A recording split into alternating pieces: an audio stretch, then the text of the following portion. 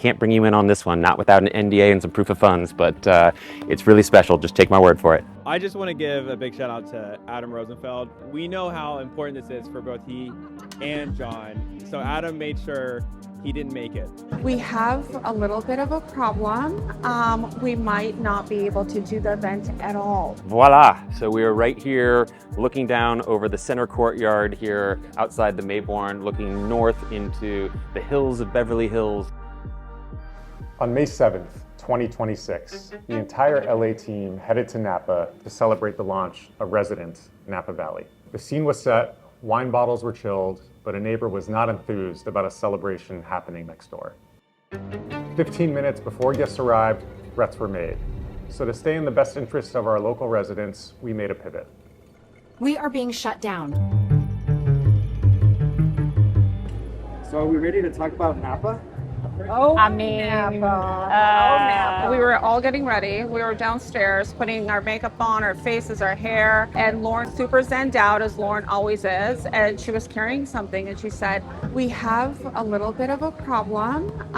We might not be able to do the event at all." I knew the real sign of trouble was when John Grauman out of nowhere appeared, chest out, and just darted through the same exact room. I was like, uh-oh. Was that before or after the chef ripped his Rivian down the side of the giant boulder? What did he do? He had a beautiful new pickup truck. He drove through and there was a rock wall and he didn't see it somehow. And lo and behold, the whole side of his truck is completely totaled.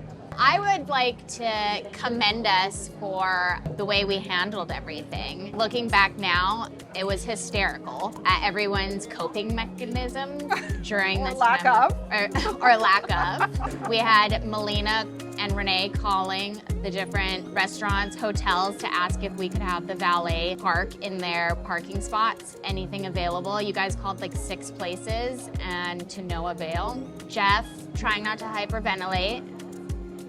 And then meeting like, everything's fine, we're okay, everything is fine, we're okay. A little bit more unnerved, and there was a moment where it was kind of towards the tail end before everything, like we had to grab what we could and head out. And one of the wine reps, and she came chasing after her, and she was like, Lauren, the classic guitarist is still out there playing. And Lauren turned around and she said, oh my God, it's like the Titanic. They're just still playing while the ship is going down. The guitar player was still playing. He's still playing? She said it's like the Titanic's going down and the musicians are still going. The thing with it is our team prides themselves on always being able to figure it out. In that moment, it became very clear that there was literally no way to get this figured out. Within the space of 8 to 10 minutes, we had completely canceled our very gorgeous, very lovely event and had repositioned everybody into town. All in all, what's great is we launched in Napa, maybe not how we had planned, but with a bang. And just a round of applause for my wife here for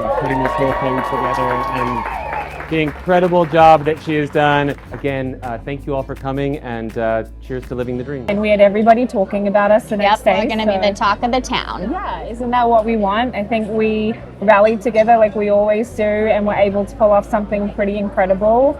And from it came a lot of conversation around potential listings, partnerships with other agents, referrals. And so I think all in all, it was a great success. Maybe not the way that we originally pictured it, but it was fantastic. Everything happened for a reason. Exactly. We're pivoting a little bit. A lot of it. A lot of it. Yeah. We are in a new location. You know, neighbors kind of suck sometimes, but we're making the best of it, and we're just gonna have to change the social strategy for how we roll out, and it's gonna be great. But that's why we're here. We're a team. I just want to give a big shout out to Adam Rosenfeld for being an incredible partner. We know how important this is for both he and Jon. So Adam made sure he didn't make it. So the reason he didn't make it is, you know how Real IDs have been warning us for 15 years that eventually the cutoff is going to come? The cutoff came and Adam did not update his license. And somehow he's going to find a way to blame me because it wasn't on his calendar. Resident Series Episode 5. Hey, so we're here at the famous, iconic Cecil B. DeMille Estate. Just getting ready to set it up for a showing this afternoon. This property is so special and arguably, certainly one of the most historic properties I've ever had the privilege of representing. So this was owned by legendary film producer, director Cecil B. DeMille, who helped shape Hollywood and was one of the founders of what later went on to become Paramount Studios. Legendary figure here, and this property, which was built originally in 1913, sits in a gated community in Los Feliz called Laughlin Park. The property itself sits behind its own set of private gates.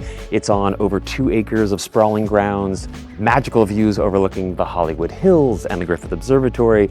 It's so special, and it's literally owning a piece of Hollywood history. So sadly, I can't bring you in on this one, not without an NDA and some proof of funds, but it's really special. Just take my word for it.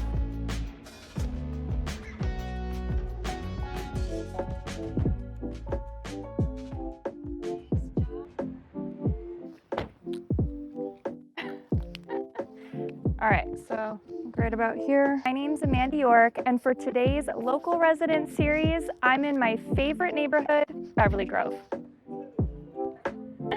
That's right, for Vogue. On that at all? Yeah, just the regular one you do. I think it's half sweet, right? Amanda? Yeah.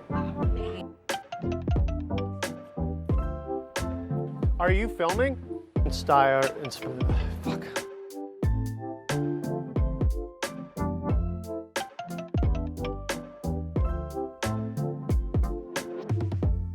Hi, Jon. Hi, hon. How are you? Good, how are you? Good. Everything set up?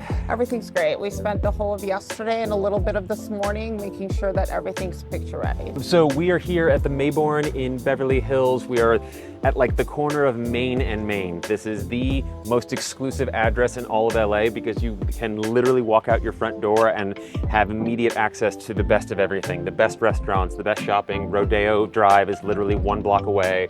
There's only 20 residences in this entire building and historically has some of the lowest turnover in the city because nobody ever wants to give these up, but we have actually one of the rarest, second largest unit coming on very shortly. We have some models here today that are going to help sort of illustrate what the Beverly Hills lifestyle is, what it means to own in this extremely premier location.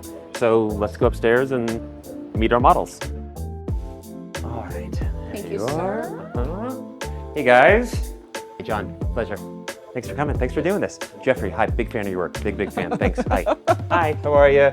These are our beautiful models here. And again, the idea is we're just gonna sort of portray the lifestyle of what it is to live in this location, because that's really what we're selling, is the lifestyle of being able to be right here in the heart of Beverly Hills, be able to walk out your front door and have immediate access to the absolute best of everything. But before we get started, let me actually show you where we are, because it helps to kind of get your bearings here a little bit. Voila! So we are right here looking down over the center courtyard here outside the Maybourne, looking north into the hills of Beverly Hills and Hollywood Hills. And again, I just can't say enough about how central this location is. Very excited to be able to finally list one of these units. They rarely ever come on the market. There's such little turnover here because it's such a coveted location. No one ever wants to give it up. So let's get out there and start filming.